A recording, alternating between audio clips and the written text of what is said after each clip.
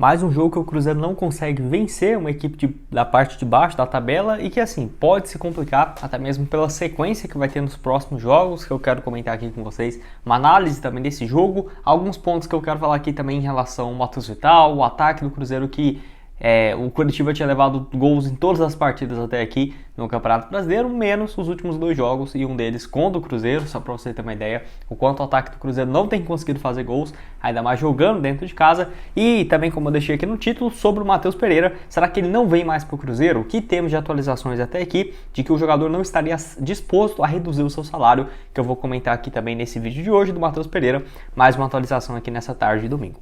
Só antes de começarmos, aproveite aqui para deixar seu like, também se inscrever em nosso canal. Eu me chamo Gustavo, esse aqui é o canal Cruzeiro News. Conta aí com a ajuda de vocês para chegarmos aqui embaixo no YouTube 40 mil inscritos. Então quem não se inscreveu, se inscreve aqui que sem dúvidas me ajuda bastante a continuar produzindo mais conteúdos como esse. Tem um recado aqui também para vocês da Leon, onde eu vou deixar o link aqui embaixo na descrição. Só você fazer o seu registro vindo aqui pelo link, que você vai ter R$25 para começar a apostar em odds a partir de 1.30 e no máximo 3. Então não precisa nem fazer um valor do primeiro depósito, nem nada. Só fazer o seu cadastro vindo pelo meu link que vai estar aqui embaixo na descrição, que você vai ter esses R$25 para começar a apostar. Bom, então o Cruzeiro que começa esse jogo já com algumas mudanças, em relação aos últimos. Primeiramente com a entrada do Neres no lugar do Oliveira, que assim, eu critico bastante o Oliveira, já falei aqui que não acho que ele deveria ter sido mantido para a Série A, para ser o titular absoluto, mas que entre ele ou o Neres, eu prefiro muito mais o Oliveira, tá? Até porque o Cruzeiro sofreu muito com a saída de bola sem o Oliveira, principalmente na primeira etapa. Que assim, o Coritiba começa com mais pressão, só lembrando que o Robert também começou no lado esquerdo e o Bruno Rodrigues jogando mais uma vez centralizado. O Coritiba começa assim, até com um pouco mais de posse do que era de se imaginar, mas o Cruzeiro logo depois dos 10, 15 minutos consegue manter um pouco mais no campo ofensivo, porém sem criar grandes chances no gol do Gabriel, do goleiro adversário, nada nesse sentido, até porque o Cruzeiro, se você for analisar, teve apenas 2 finalizações no alvo, no jogo, e no primeiro tempo não fez quase nada nesse setor ofensivo. Gostei de alguns pontos, como por exemplo a movimentação que o Bruno Rodrigues vinha fazendo como camisa 9, vários lances que ele se movimenta muito bem, pede para jogar, faz uma tabela ali muito bem entre o Marlon, o Vital e o Bruno Rodrigues principalmente, só que eu não manteria ele como camisa 9 porque, na minha opinião, perde bastante pelo lado esquerdo. É claro, com a chegada agora do Arthur Gomes, pode ser que mantenha assim, só que é realmente um papel muito difícil, porque basicamente está sacrificando o melhor jogador do time jogando como 9, e até quando entra o Gilberto o cara não faz nada, então é difícil realmente esse trabalho do Pepa de quem que ele vai manter nessa função. O Robert não acho um jogador ruim, não, muito pelo contrário, mas acho que para jogar nessa função ainda não está preparado. Eu preferiria mais ter mantido o Stênio, ou por exemplo agora com o Arthur Gomes, mas valeu o teste aí do Robert também, jogador da base. Vale lembrar que o Palácio jogou na lateral direita, lembrando que assim, o Palácio é muito mais recuado do que o William. Eu senti falta também dessa pressão pelo lado direito do Cruzeiro, porque o Palácio não subia tanto e não sobe, quanto o William, e no caso o Wesley estava bem sozinho nesse setor, ainda mais que era um setor assim, Palácios, Machado e lá na frente tendo, por exemplo, o Wesley, que os 3 não estavam se dando muito bem nesse lado direito, fora que o Matheus Vital cai muito mais pelo lado esquerdo e o Cruzeiro basicamente fica sem um meia, pelo lado direito do campo, porque o Matheus Vital cai muito mais por esse lado. Então, assim, o Cruzeiro teve alguns bons pontos positivos no primeiro tempo, até os 25, 30 minutos. Por exemplo, perdi a bola, porque primeiramente isso não deveria acontecer, que o Cruzeiro errou muitos passes, vocês vão lembrar de vários. Do Neres, do Castan, toda hora tentando passes longos e errando, principalmente o Neres, por isso que eu acho que o Oliveira deveria ter começado, e vários outros lances, Matheus e tal, o Jussa, todo mundo ali erra um lance ou outro, mas o Cruzeiro estava muito rápido em recuperar essa bola, parecia na Série B do ano passado com o Pesolano. O Cruzeiro várias vezes no primeiro tempo, principalmente, perdia a bola e já recuperava, isso é um ponto que eu acho muito positivo de se analisar, e que o Coritiba também, no geral, está fazendo um ótimo os últimos 3 jogos, Era um time que estava perdendo tudo e nos últimos 3 jogos conseguiu 2 vitórias e um empate, tá excelente, e que no caso muito bem na marcação, subir nas linhas, não deixava o Cruzeiro sair com o Rafael Cabral em hora nenhuma, e que o Cruzeiro mais uma vez encontrando dificuldade com os times na parte de baixo da tabela, com um ataque que tem muitas questões a ser melhorada. O Wesley teve uma chance cara a cara com o goleiro Gabriel, do Coritiba, aos 38 minutos do primeiro tempo, e que chuta ali, passando perto da trave, mas putz, um chute de esquerda, eu acho que dava até mesmo para ele chutar com o pé direito, e mesmo que fosse com a esquerda, cara, nossa, chuta alto, aquele aquele chute rasteiro feio demais, parecendo aquele gol que ele fez contra o Bahia, que quase erra ainda de esquerda sem goleiro, né?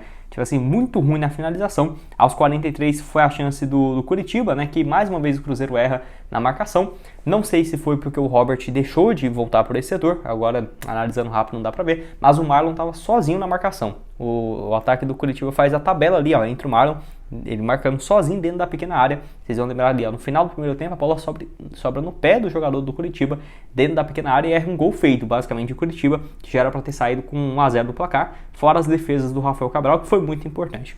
Na volta do segundo tempo, na minha opinião, um erro, não ter tido mudanças. Eu mudaria algumas questões, por exemplo, pelo lado, no caso, esquerdo do Robert, ou deixando o Bruno Rodrigues já de ponta esquerda, e entraria um Gilberto, por exemplo, ou colocando alguma outra alternativa, como por exemplo o Stênio, mas foi mantido, e no segundo tempo o Curitiba foi muito melhor do que o Cruzeiro, tá? Principalmente no começo, até mesmo por sorte não saiu o gol do Curitiba, várias defesas do Rafael Cabral que salvou muito hoje, Cruzeiro errando muito passe, muito besta, o Neres, o Castan, parece que meio que sem paciência, a torcida também já começou a pegar no pé, e que aos 4 minutos quase leva o gol, o Neres e o Castan, igual eu falei, saindo muito mal na saída do jogo, ainda entra o Gilberto e também o Oliveira no lugar do Neres, mas o Cruzeiro completamente perdido, não adiantou muita coisa essas duas mexidas. O Alisson entrou no lugar também do Machado, deu uma melhorada, acho que o Alisson tem que ser titular no meio de campo, é muito difícil entender por que ele não é titular. O Machado tudo bem, tá jogando bem, o Matheus Jussa também, mas é só manter o Alisson que ele vai jogar muito melhor do que esses, então é difícil entender. O Alisson foi bem e entrou o Paulo Vitor meio que sacrificando por aquele lado direito do campo. Ele não é ponta direita, né? Ele é ponta esquerda. Já falei isso, joga de lateral esquerdo ou ponta esquerda. Jogou muito mais pelo lado direito hoje e também não foi bem, não gostei do Paulo Vitor hoje. Entrou ali na reta final e que o Cruzeiro não sabia aproveitar as chances que o Curitiba dava de espaço. Como assim? Porque o Curitiba viu que o jogo estava virando até o seu favor, né? Porque estava ali conseguindo uma pressão, entrou o Edu que não fez uma partida excepcional, mas fez bem um papel de pivô. Mas que o Cruzeiro, mesmo assim, com o Curitiba mais pra frente, e com o Paulo Vitor, com o Stênio, com o Bruno Rodrigues, não conseguia chegar no ataque, de forma alguma, não sabia aproveitar as chances. Aos 40 minutos, teve uma chance com o Alisson, um chute de fora da área, uma boa defesa do goleiro do Curitiba. Aos 41 minutos foi o contra-ataque e o Rafael Cabral salva o Cruzeiro mais uma vez. E aos 47 o Vital, né? O Vital e o Wesley errou gols feitos hoje. A bola sobra dentro da pequena área para o Matheus Vital e ele erra o gol. Engraçado que aos 20 minutos do segundo tempo, até fiz um post aqui lá no Instagram. Se você não segue a gente lá no Instagram, Cruzeiro News 21, quase 40 mil seguidores por lá. Onde eu falei isso, né? Matheus Vital, sem dúvidas, joga muito habilidade, movimentação dele é o melhor do meio de campo. Só que ele não sabe chutar, não sabe fazer gol. Que até falei, né? Incrível como o meia que desde 2016, que ele joga como profissional, nunca marcou mais de 5 gols em uma temporada. Só uma temporada ele marcou 5 gols, 2 ele marcou 4 e as outras ele marca 3, 2. Cara, isso é muito pouco, muito pouco. Você acompanha aqui o canal com frequência, já sabe, né? Desde quando ele foi contratado eu falei isso. Bom para fazer esse papel de movimentação. Igual seria o Léo Cittadini, por exemplo, do Atlético Paranaense, igual seria o Lucas Crispim. Você não vai esperar que esses caras marquem 10 gols, 11 gols por ano. Não é isso. Eles não é um meia ofensivo. Eles é muito mais um papel de criação. Será que o Matheus Vital não poderia ser recuado num jogo como esse? A questão é, não temos opções para jogar de meia. Por exemplo, se tivesse o Matheus Pereira, o que eu faria se tivesse no lugar do Pepa? Manteria Matheus Jussa e Matheus Vital, os dois jogadores pelo meio de campo. Não, pra falar a verdade, manteria Matheus Vital pelo lado esquerdo e no lado direito o Alisson, por exemplo. Porque o Vital é mais pelo lado esquerdo. E na frente o Matheus Pereira. Por quê? O Matheus Vital não tem essa capacidade de fazer muitos gols. Não é um cara que vai finalizar bem. Erra um gol aí muito feito, basicamente, ali dentro da pequena área, finalização.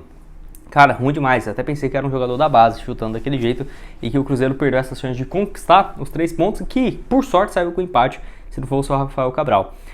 Enfim, o ataque do Cruzeiro, no geral, não tem um histórico de muitos gols. Tirando o Bruno Rodrigues, que já tinha feito 15 gols, né, na Série B pela Ponte Preta, 11 gols lá na Europa, ok. Só que aí você vai pegar o Wesley. O ano que ele mais fez gols, se eu não estiver enganado, é 4 pelo Palmeiras. Matheus Vital, o máximo na carreira, 5.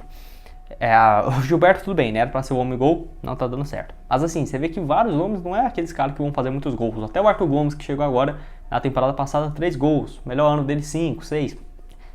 Tem essa questão, né, de não ser jogadores que estão marcando muitos gols ou vivem um excelente momento, mas enfim, queria trazer esse adendo para vocês. Próximo jogo no domingo contra o Goiás, adversário também que está na parte de baixo. Se não vencer nenhuma dessas partidas vai ser inacreditável, né? O Cruzeiro vai pegar então, pegou Curitiba, Goiás, Goiás não vou contar, né? Curitiba, Cuiabá, Fortaleza, foi esses 3? Acho que sim, vai em casa e agora vai ter o Goiás, e se não conseguir vencer nenhum desses é para acabar, né, cara? Nos últimos 3 jogos, os jogos contra Vasco, Internacional e São Paulo, o Cruzeiro conseguiu de 9, 7 pontos. E agora, essa sequência de 2 jogos, eu tô até com medo de perder pro Goiás, sinceramente eu tô com essa dúvida. Mas enfim, nem é essa a questão. A questão é o seguinte, beleza, estamos com uma vantagem boa para a zona de rebaixamento, 22 pontos, em 9º lugar. Só que olha a sequência do Cruzeiro.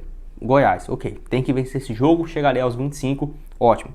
Só que aí depois vai visitar o Atlético Paranaense, recebe o Botafogo líder, vai depois contra o Palmeiras fora de casa, recebe o Corinthians em casa, começando o segundo turno, e depois o Grêmio fora. Cara, pra chance do Cruzeiro meter aqui, ó, 5 jogos seguidos de derrota, cara, não é impossível não, viu? É mais provável o Cruzeiro conseguir assim, ó, 5 derrotas seguidas do que ganhar 5 jogos contra os times da parte de baixo da tabela.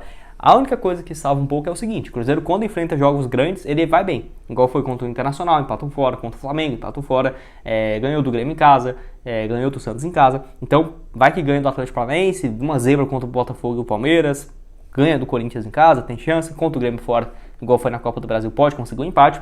Mas, se você for analisar, um time não está conseguindo vencer o Curitiba, o Cuiabá, o Fortaleza, contra o Goiás também tem certeza que vai ser um jogo duríssimo.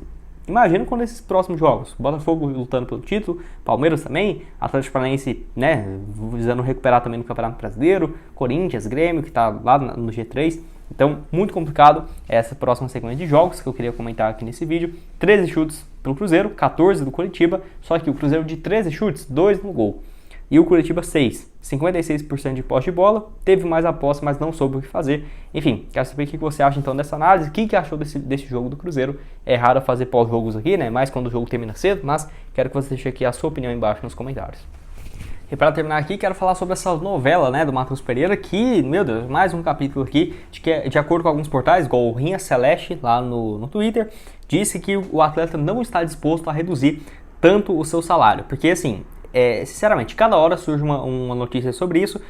Essa que eu vou comentar agora com vocês é de que assim, ele teria que abrir mão de quase 45% do seu salário, que o Cruzeiro estaria disposto então a pagar 55%, que seria de 1 milhão e 100 mil por mês. Então agora sim, 1 milhão e 100 mil por mês que o atleta teria a receber, contra 2 milhões basicamente que ele recebe lá no Al Hilal. E de acordo com esse portal, 70% desse valor o Pedro Lourenço queria pagar, ou seja, 70% daria mais ou menos ali uns 750 mil reais que o Pedro Lourenço iria pagar, e o restante é realmente o que cabe dentro do copo do Cruzeiro, 350 mil. Então só aí para você ter uma ideia, o Pedro Lourenço poderia estar então ajudando nessa contratação. A questão é a seguinte, cara, que não faz sentido algum. Como assim? O Cruzeiro já tinha conversas, tem 2 semanas e meia com o Matheus Pereira, e eles não tinham conversado sobre valores, eles realmente estavam pensando que o Al Hilal iria pagar metade e o Cruzeiro metade, porque de acordo com essa postagem aqui, ó, o Al Hilal aceitou emprestar ele por 18 meses. Então assim, é uma questão que tem que analisar, porque, beleza, 18 meses é 1 ano e meio, né, cara? Então ele ficaria basicamente com menos de 18 milhões de reais, se você for parar para pensar, se ele continuasse com esse contrato lá com o Al Hilal. Só que o contrato dele não vai se encerrar, por exemplo, ele acaba o contrato com o Cruzeiro e termina, não. Por exemplo, vai terminar no final de 2024. Ele tem vínculo com o Al Hilal por mais 2 anos, cara. 2 anos. Daria quase 44 milhões de reais se o salário dele for de 2 milhões de reais por mês. Será que realmente seria um grande baque financeiro assim? Tudo bem, né? O jogador, se você for analisar, tá em alta na carreira, não tem nem 3 anos e meio. É claro, tem essa questão. Só que 1 milhão e 100 mil por mês, eu acho que já é um valor bem interessante. E nem é, por exemplo, criticando o Matheus Pereira por isso. Não. A questão é, será que eles não tinham conversado sobre isso e agora tá surgindo esse boato de que o Cruzeiro não vai conseguir chegar a um acordo financeiro com ele? O mais difícil já fez, que é convencer o Al Hilal a emprestá-lo. Não estava conseguindo nem o Botafogo, o Corinthians, o Palmeiras, um empréstimo junto ao Al Hilal. O Cruzeiro já conseguiu com 18 meses e agora ele que é cruzeirense. O Cruzeiro indo atrás dele tem 2 semanas.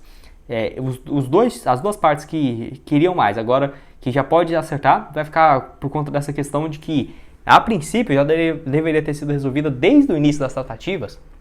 Por favor, né? Não tô conseguindo entender nada dessa história do Matheus Pereira. Confesso para vocês que até essa bagunça aqui, toda hora surge uma coisa, surge outra. Assim que tiver atualizações, possivelmente na segunda-feira, amanhã eu trago aqui um pouco mais de notícias. Mas o que temos aqui agora é essa, né? De que ele não estaria disposto a abrir mão de tanto assim do seu salário, que seria basicamente a metade do que ele teria a receber. Mas igual eu falei, como assim? Ele já tem conversas há esse tempo todo com o Cruzeiro e não tinha conversado sobre essa parte?